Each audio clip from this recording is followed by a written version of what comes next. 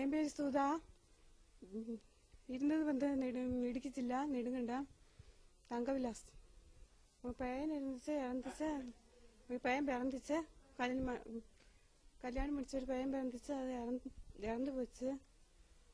அதனால மனதில் பாதிக்கப்பட்டு வீட்டில் இறக்கி விட்டுட்டாங்க. இங்கே கொண்டு விட்டுட்டாங்க. இங்கே நல்லா இருக்கேன். என் ஆத்மாவே கத்தரே சோத்தரி, என் முழு உள்ளமே அவரோட பரிசுத்த நாமத்தை சோத்தரி. என் ஆத்மாவே கத்தரே சோத்தரி, கத்தர் செய்த சகல உபகாரங்களையும் மறவாதே. ஆமே. சங்கீதம் 103:1-2. நான் அதிசயங்களை கனம் பண்ணுவேன்.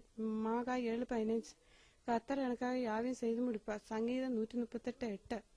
ഞാൻ യേശു ഒന്നെ വിട്ട് വിളകുതുമില്ല, ഒന്നെ കൈവിടുതുമില്ലേ. യോസഫ 1:5. ആദിയിലെ ദേവൻ വാനത്തെയും ഭൂമിയെ സൃഷ്ടിച്ച. ആദിയാമ 1:1. യേசு என்றென்றைக்கும் கைவிட மாட்டார். புலம்பால் 3:31. கத்தர் என் மெப்பராயிருக்கிறார், ഞാൻ தாட்சி அடையும். சங்கீதம் 23:1. பாவிகளை ரசிக்க கிறிஸ்து இயேசு உலகத்தில் வந்தார். பொன்னுத்திபத்தை 1:15. நீ திங்கை காணாதிருப்பாய். சொப்பனியா 3:15. துன்மார்க்கன் சமாதானமில்லை. ஏசாயா 48:22. நீ நீர்ப்பாய்ச்சலான தோட்டத்தை போலவும் வറ്റാத நீரிட்டு போல இருப்பாய். ஏசாயா 58:11. ஜீவ அப்பன் ஞானே. யோவான் 6:48. சோர்ந்து போகாமல் எப்பொழுதும் ஜெபம் பண்ண வேண்டும். லூக்கா 18:1. கத்தர் நல்லவர் என்பதை ருசி பாருங்கள். சங்கீதம் 34:8. சிரமப்பட்டவர் மேல் சிந்தை உள்ளவன் பாகிவான், நீண்ட நாளில் கத்தர் அவனை விடுவிப்பார். சங்கீதம் 41:1. இயேசு சமாதானக்காரன். மாகா 5:5. வாதே உன் கூடாரத்தை அணுகாதே. சங்கீதம் 91:10. கர்த்தருடைய பரிசுத்த நாமம் மகிமைப்படுவதாக. இந்த சகோதரனுடைய சாட்சியை கேட்டீங்க. பட் அதுக்கு சில சம்பவங்கள் ஞாபகம் இல்லாதனால அதுக்கு ஞாபகம் வந்த அந்த சம்பவத்தை மாத்திரம் சொல்லுது. இது வந்து இடுக்கி டிஸ்ட்ரிக்டில் உள்ள ஒரு சகோதரி.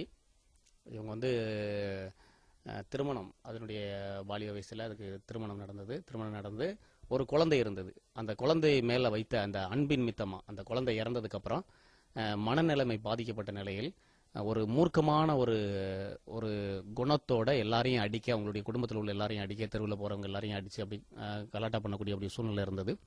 அப்போ இவங்க எவ்வளவோ சமாளித்து அவங்களுடைய குடும்பத்தில் இது பண்ணி பார்க்கும்போது பராமரிக்க முடியலை. இந்த சகோதரியை வச்சு நம்ம பராமரிக்கவே முடியாது, எல்லாரையும் அடிக்கக்கூடிய ஒரு நிலைமைகள் இருக்குது. அப்படிங்கும்போது அவங்க இனி இந்த பொண்ணு வேண்டாம் அப்படிங்கிற ஒரு சூழ்நிலை அவங்களுக்கு உருவாயிருக்குது. அப்போ இந்த சகோதரியை வந்து ஏதாவது ஒரு மருந்தை கொடுத்து கருணை என்ற அடிப்படையில் வந்து நம்ம கொலை பண்ணிடுவோம், அதுதான் நமக்கு ஒரே வழி, இதை வச்சுட்டு நம்ம வந்து இந்த சிரமம் கஷ்டங்களெல்லாம் நம்ம அனுபவிக்க முடியாது அப்படின்னு சொல்லி அவங்க பேசி அதுக்குண்டான காரியங்களை முயற்சி எடுத்து செய்து கொண்டிருக்கும் போது இந்த சம்பவத்தை கேட்ட உசிலம்பட்டி பகுதியை சேர்ந்த ஒரு பாஸ்டர் அவர் வந்து இந்த மாதிரியா நீங்கள் அப்படிப்பட்ட பாவத்தை செய்யக்கூடாது, அந்த பாவத்தினுடைய விளைவு உங்களுக்கு வந்து சந்ததியாக பிடிக்க ஆரம்பிச்சிடும், அதனால எனக்கு தெரிஞ்ச ஒருத்தர் வந்து அங்கே இப்படிப்பட்டவங்களை எடுத்து பராமரிச்சுக்கிட்டு இருக்கிறாரு, அதனால நான் அவர்கிட்ட கேட்டு சொல்றேன்னு சொல்லி அவர் எனக்கு தகவல் சொன்னாரு.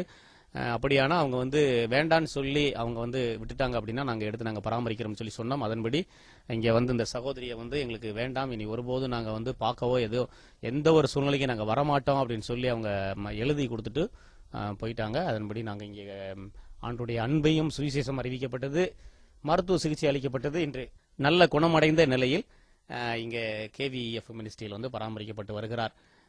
இப்படிப்பட்ட சகோதர சகோதரிகளுக்காக நாம் தொடர்ந்து ஜெபிப்போம். நாம் கிறிஸ்தவர்களாக இணைந்து இப்படிப்பட்ட மக்களுக்கு நம்மளால் முடிந்த ஒரு நன்மையை செய்வதற்காக நாம் முயற்சி செய்வோம்.